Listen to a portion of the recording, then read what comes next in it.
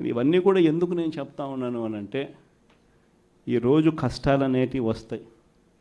ప్రతిపక్షంలో ఉన్నప్పుడు, రాజకీయాలలో మరీ ముఖ్యంగా ఉన్నప్పుడు ప్రతి ఒక్కరూ కూడా ఒక్కటే గుర్తుపెట్టుకోవాలి, కష్టం రానిదే సుఖం రాదు. ప్రతి మనిషి జీవితంలో కూడా కష్టాలు సుఖాలు అనేది పార్ట్ అండ్ పార్సల్. ప్రతిపక్షంలో ఉన్నప్పుడు మన కష్టాలు కనిపిస్తాయి, కానీ ఆ ప్రతిపక్షంలో ఉన్నప్పుడు ఆ కష్టాలలో వచ్చినప్పుడు మనం ఆ కష్టాలను ఎలా ఎదుర్కొంటాం అన్నది మనల్ని లీడర్లు చేస్తాయి. కష్టం వచ్చినప్పుడు మన క్యారెక్టర్ను మనం అమ్మేసుకుంటే, మన వ్యక్తిత్వాన్ని మనం అమ్మేసుకుంటే, ఒక్కసారి బాటిల్లో ఉన్న నీళ్ళు బాటిల్లో ఉంటే బాటిల్లో నీళ్ళు తాగుతాం. బాటిల్లో ఉన్న నీళ్ళు ఒక్కసారి ఇలా పడేసినామనంటే భూమిలోకి పడిపోతాయి, మళ్ళీ ఏరుకోలేం. క్యారెక్టర్ కూడా అలాంటిదే. ఒక్కసారి విడిచిపెట్టేసినాము అని అంటే మళ్ళీ దాన్ని ఏరుకోలేం. ప్రజల్లో చులకనవుతాం, ప్రజల్లో పలచనవుతాం. ఇది ప్రతి ఒక్కరూ కూడా గుర్తుపెట్టుకోండి. కష్టాలు అన్నటివి ఎల్లకాలం ఉండవు.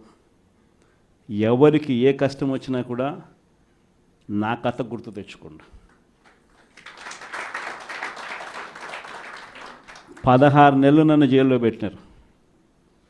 నా మీద కేసులు వేసింది కూడా మళ్ళీ ఎవరో కాదు, అటు కాంగ్రెస్ ఇటు తెలుగుదేశమే. నా పిటిషన్లో ఎవరు పిటిషనర్స్ అంటే అటు కాంగ్రెస్ ఎమ్మెల్యేలు, ఇటు తెలుగుదేశం పార్టీకి సంబంధించిన నాయకులు. కేవలం రాజకీయంగా ఎదుగుతున్నాను అని ఒకే ఒక కారణంతో దొంగ కేసులు బనాయించారు. 16 నెలలు జైల్లో పెట్టినారు. కానీ ఏమైంది? బయటికి రాలా? ముఖ్యమంత్రి కాలా?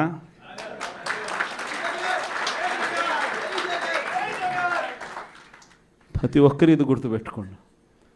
ఎవరికైనా ఇంతే. మహా చేస్తే వీళ్ళు ఏం చేయగలుగుతారు? దొంగ కేసులు పెడతారు, కాదండంలా బెదిరిస్తారు, కాదండంలా మహా అయితే 3 నెలలు లోపల వేస్తారు, అది కాదండంలా. కానీ ఏం చేస్తారు? 3 నెలల తర్వాత మళ్ళా వస్తాం, రెట్టించిన ఉత్సాహంతో మళ్ళా పనిచేస్తాం. ఎవరెవరైతే మిమ్మల్ని జైల్లో పెట్టే కార్యక్రమం ఎవరెవరైతే చేస్తారో, మంచి చేసిన వాళ్ళని గుర్తుపెట్టుకోండి, చెడు చేసిన వాడిని గుర్తుపెట్టుకోండి.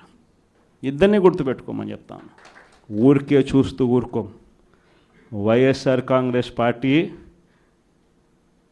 బ్రతుకుతుంది.